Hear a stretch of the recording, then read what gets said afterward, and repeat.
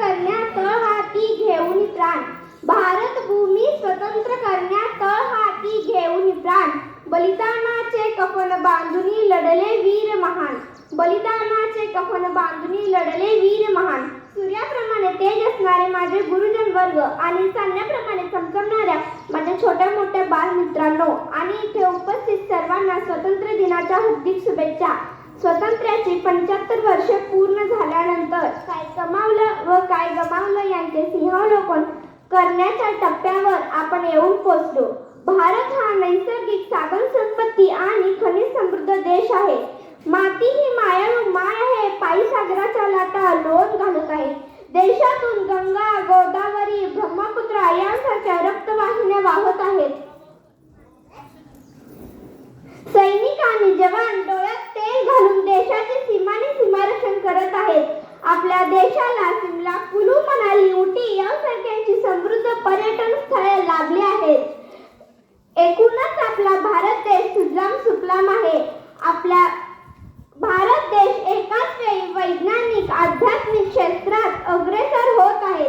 अनेक खेळ प्रकारामध्ये जागतिक दर्जाची कामगिरी केली आहे. एकीकडे प्रगती होत असली तरी दुसरीकडे अनेक गोष्टी आपल्याला वेदना देत असतात.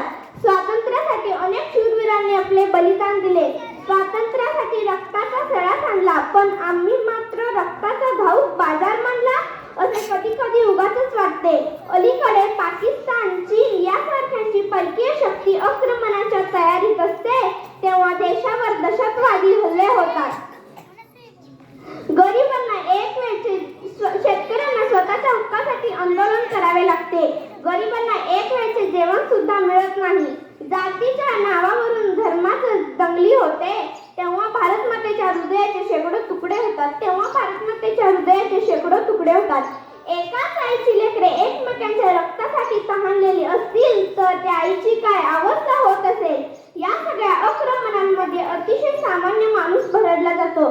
जळणारी झोपडी व करपणारे रक्त हे भारतीयांचेच आहे हे आपण का विसरतो?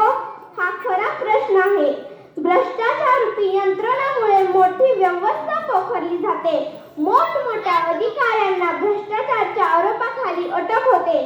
ज्यांची हाती आपण सोपवली देशाची प्रशासन व्यवस्था तेच असे भ्रष्टाचाराने बरबटलेले पाहून असंख्य वेदना होतात. तुरुंगात असणारे अनेक गुन्हेगार निवडणुका जिंकतात. दरवर्षी अनेक घोटाळे उघडकीस येतात. सामान्य माणसाची भाकरी गिळंकृत करणारी मंडळी या देशातील मारेकरी आहेत.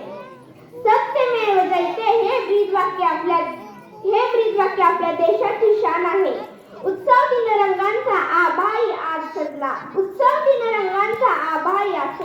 नतमस्तक मी त्या सर्वांचा ज्यांनी भारत देश घडवला.